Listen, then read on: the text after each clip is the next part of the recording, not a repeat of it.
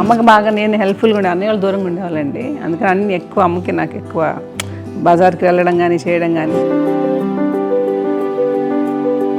అన్నయ్య వాళ్ళు చదువుకోవడానికి వెళ్ళిపోయారు ఒక ఏజ్ తర్వాత. నేను కొంచెం పెద్ద అయ్యాను కదా, అప్పుడు అమ్మకి అన్ని హెల్ప్ఫుల్గా ఉండేదాన్ని. బ్యాంక్ పనులు కానీ ఇది నాకు కొంచెం టఫ్ టైమ్స్లో కూడా ఆమె నీ పాటికి నువ్వే ఉండాలి, ఎవరి దగ్గర ఉండదు, ఎవరి ఇంట్లో ఉండదు, మా దగ్గర కూడా ఉండదు, నీ ఇద్దరు బిడ్డలు పెట్టుకుని నువ్వే ఉండాలి ఆమె వాళ్ళు చెప్పారండి. చాలా టఫ్గా చెప్పారు. బట్ నాకు అదే ఇచ్చే ధైర్యం. ఇండిపెండెంట్గా అట్లా ఒకరి దగ్గర ఉండొద్దు, నీ గౌరవం తగ్గిపోతుంది, ఎక్కడ ఉండొద్దు. అది నాకు చాలా ఇన్స్పైరింగ్ ఉండేది అమ్మ మాటలు. నాకు ఒకసారి కొంచెం ఏదో ఒక డిప్రెస్డ్ ఇదేదో వస్తే అందరి నుంచి నేను ఏదో సెపరేట్ అయిపోయినట్టు ఒక సిచ్యువేషన్ ఏదో వచ్చినప్పుడు అమ్మ నన్ను పట్టుకుని she said I'm there for you always.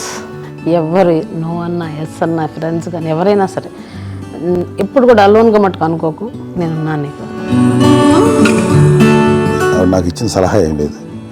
But the best thing మా అమ్మ దగ్గర నుంచి హగ్ అండి.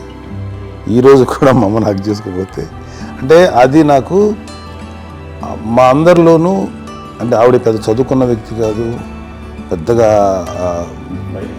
నా ఎక్స్పోజర్ కాదు, కానీ ఇవాళ అన్నయ్య కానీ విజయ, మాధవి, నేను, కళ్యాణ్ బాబు ఈరోజుకి టుగెదర్గానే ఉంటాం.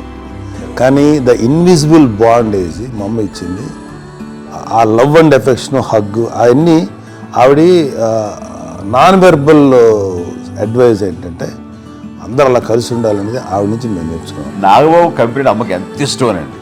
మా కంపెనీలో పెద్ద నవ్వదు కానీ రిలాక్స్ అవ్వదు, కానీ నాగబాబు కనబడితే నవ్వు.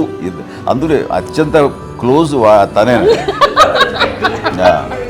అది చెప్పే కదా, ఇప్పటికి వాడు ముద్దు పెట్టుకుంటూ దగ్గర లాక్కు.